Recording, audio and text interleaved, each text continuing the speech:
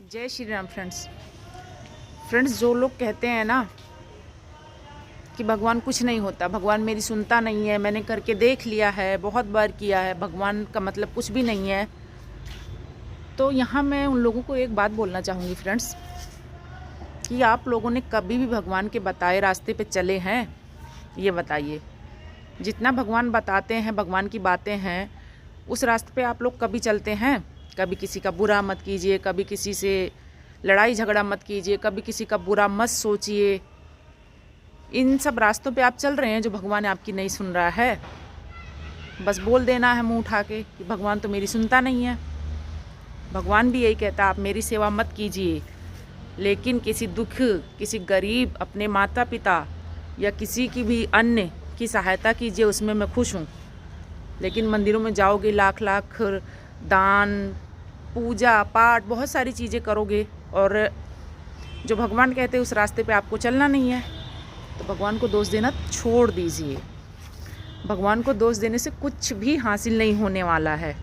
भगवान के बताए रास्ते पर चलिए, और अगर अपने बड़ों की थोड़ी बहुत बात बुरी भी लग जाती है तो इग्नोर कीजिए, क्योंकि वो हमारे बड़े हैं, हमारे माता पिता हैं। मेरे साथ भी ऐसा होता है, मेरे भी सास ससुर सब लोग हैं, कुछ बोलते हैं, मुझे भी बुरा लगता है, लेकिन थोड़ी देर के लिए सुनती हूँ, फिर इग्नोर कर देती हूँ, चलो कोई बात नहीं, बड़े बुज़ुर्ग हैं, उनका भी घर में होना ज़रूरी है। जैसे भैंस और गाय को ना रस्सी से बांधना ज़रूरी होता है ना, उसी तरीके से बड़े घर में नहीं होंगे ना तो हमें बिल्कुल छूट मिल जाएगी। इसलिए बड़ों का होना भी बहुत ज़रूरी है हमारी लाइफ में। जब तक हमारे बड़े बुज़ुर्ग हमारे साथ रहते हैं ना, हमें पकड़ कर रखते हैं।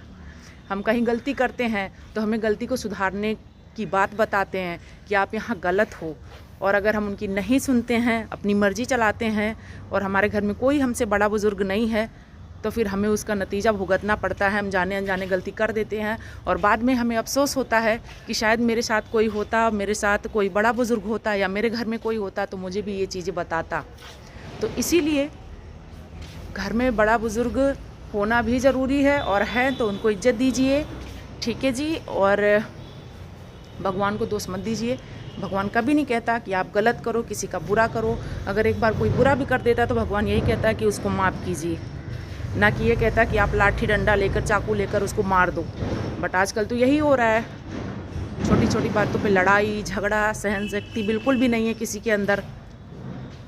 तो प्लीज़ भगवान को दोष देना छोड़िए, और जो लोग आपके घर में बड़े बुजुर्ग हैं उनकी सेवा कीजिए, उनकी बातें सुनिए, और फिर देखिए आपकी लाइफ क्या हो जाएगी। अब आप लोग सोचेंगे कि ये तो मुझे ज्ञान दे रही है, तो प्लीज़ आप लोग ये मत सोचिए।